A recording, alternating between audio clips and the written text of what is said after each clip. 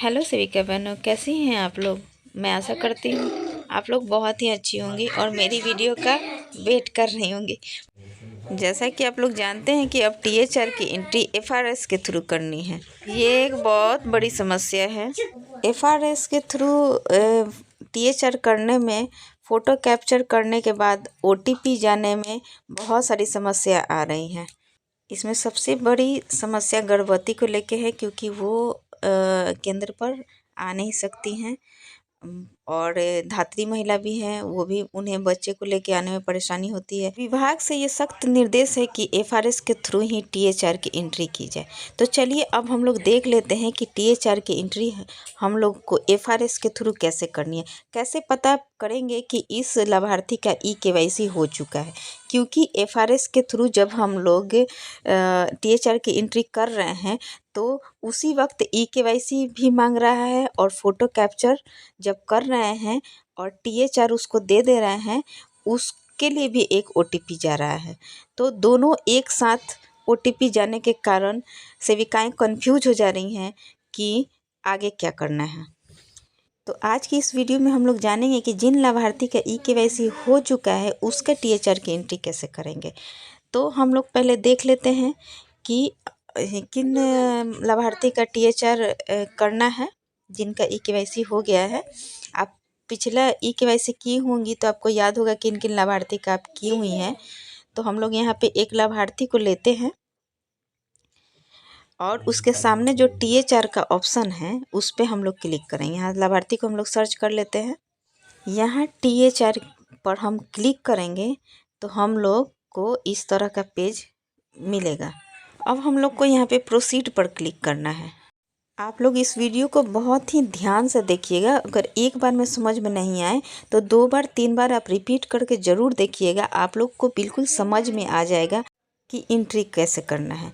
एक बात का आप ध्यान रखेंगी कि जिस लाभार्थी का ई-केवाईसी हो गया, यानी कि अभी हम जिसका टीएचआर की एंट्री कर रहे हैं उसके पास जो नंबर रजिस्टर्ड है, जो हम लोग मोबाइल नंबर वेरिफिकेशन किए थे, उस वक्त जो मोबाइल नंबर इन्होंने दिया है वो मोबाइल नंबर यहाँ पे मौजूद होना चाहिए। अब हम लोग एक्सेप्ट एंड प्रोसीड पर क्लिक करेंगे। यहाँ क्लिक करने के बाद हम लोग को कैमरा का ऑप्शन ओपन करने के लिए ऑप्शन आएगा। देखिए यहाँ पे हम लोग प्रोसीड पर अब क्लिक करेंगे और हम लोग को यहाँ पे फ़ोटो खींचना है। फ़ोटो भी खींचते वक्त बहुत सारी बातों का ध्यान देना है। पहला है कि प्रॉपर लाइट आए। दूसरा है लाभार्थी का फेस स्ट्रेट होना चाहिए। तीसरा है लाभार्थी को पलक झपकाने के लिए बोलना है। चौथा है कि जब यहाँ पे 2 ग्रीन टिक लग जाए फिर भी आपको कैमरा यानी कि मोबाइल जो है आपको उसी तरह से स्ट्रेट रखना है जब तक कि यहाँ प्रोसेसिंग न लिख दे। देखिए यहाँ पे डबल टिक हो गया। डबल टिक होने के बाद अब यहाँ पे ये जो गोल रेड कलर का दिखा रहा है वो ग्रीन हो जाएगा और प्रोसेसिंग दिखेगा। इसका मतलब है कि इनका फ़ोटो इसमें कैप्चर हो चुका है। और एक और बात का ध्यान रखें कि जब भी आप फ़ोटो कैप्चर करें तो आप मोबाइल को हिलाएं नहीं, बार बार एकदम स्ट्रेट सही तरीके से पकड़ें। देखिए यहाँ पे प्रोसेसिंग इमेज प्लीज़ वेट लिख दिया, यानी कि अब ये इमेज इनका सेव हो चुका है। पोषण ट्रैकर में इनका इमेज ले लिया गया है। उसके बाद अब जो मोबाइल नंबर आप लाभार्थी के नाम से दर्ज किए हैं उसी मोबाइल नंबर पे ओटीपी जाएगा। यहाँ आपको मोबाइल का लास्ट 4 डिजिट पूरा मोबाइल नंबर आपको यहाँ शो करेगा कि किस मोबाइल नंबर पे ओटीपी गया है। उसी मोबाइल नंबर पे आप कॉल करके पूछिएगा। हो सकता है कि घर का मोबाइल नंबर कोई लाभार्थी दे देता है, उस मोबाइल पर फ़ोन करके पूछ के और 4 अंकों का ओटीपी यहाँ डालने के बाद ये प्रोसेस कंप्लीट होता है।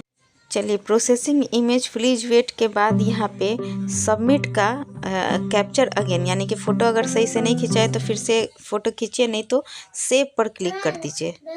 सेव पर क्लिक करने के बाद आपको इस तरह का एक पेज मिलेगा जिसमें आपको कुछ डिटेल्स भरने हैं, जिसमें से पहला ऑप्शन है कि कितने दिनों के लिए राशन दिया गया। नंबर ऑफ़ डेज यानी कि 25 दिन, यहाँ 25 की एंट्री कर देंगे और नंबर ऑफ़ पैकेट्स पर 1 क्लिक कर देंगे।